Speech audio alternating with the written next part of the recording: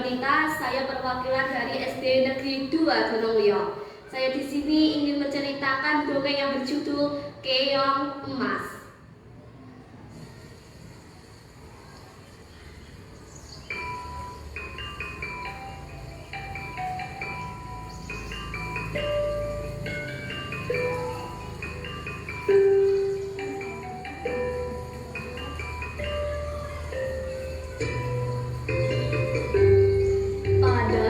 Dahulu kala hidup seorang raja yang bernama Kertamata. Raja Kertamata memimpin sebuah kerajaan yang makmur dan sentosa. Kerajaan tersebut bernama Kerajaan Daha. Raja Kertamata mempunyai dua gadis yang sangat cantik yang bernama Chandra Kirana dan Dewi Kalu. Sepanjang hidupnya, ia hidup berkecukupan setiap harinya. Namun, ada suatu pangeran yang berwibawa dari kerajaan Kahuripan yang bernama Raden Inu Kartapati. Raden Inu Kartapati ingin melamar sang kekasihnya yang bernama Chandra Kirana. Akhirnya, raja pun menerimanya dengan baik hati. Keduanya pun ditunangkan. Tetapi dari pertunangan tersebut ada saudara satu-satunya Chandra Kirana, yaitu Dewi Kalu, yang merasa iri dengki karena sepantasnya ia bertunangan dengan Raden Inu, bukan dengan perempuannya. Karena Dewi Kalu gelap mata, akhirnya ia pergi ke nenek sihir. Ia meminta ke nenek sihir agar sang Raden Inu tidak mencintai Chandra Kirana. Akhirnya diubah menjadi mengerikan, menyeramkan, dan mengejamkan. Sang Chandra Kirana pun berubah menjadi keong emas lalu dibuang ke sungai. Sementara itu di pagi hari ada nenek yang baik hati. Ia pergi ke sungai dengan jalannya. Tidak sengaja ia menemukan keong emas yang tersangkut di jalannya.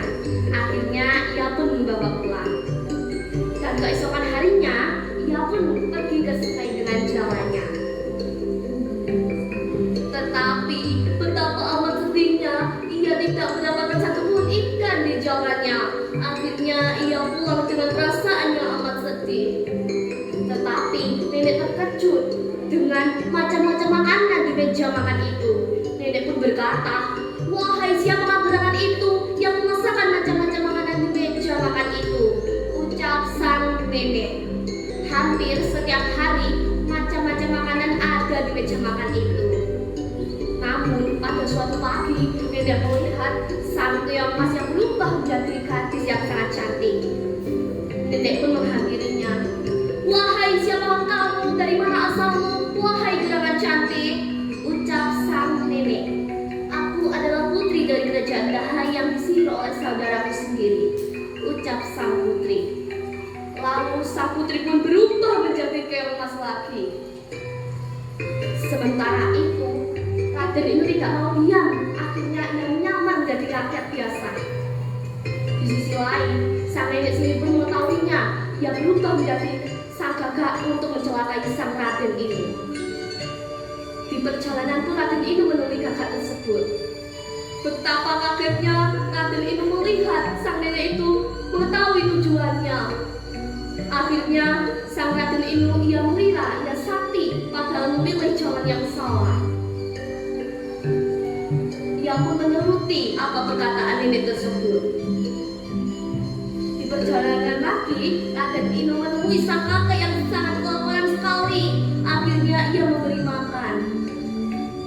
Tak disangka-sangka, ternyata kakek itu sangat baik. Ia mengusir kakek itu menjadi asap dan mengetahui dan memberitahu keberadaan Chandra Kirana. Sang Raden Inu pun menelusuri hutan beberapa hari.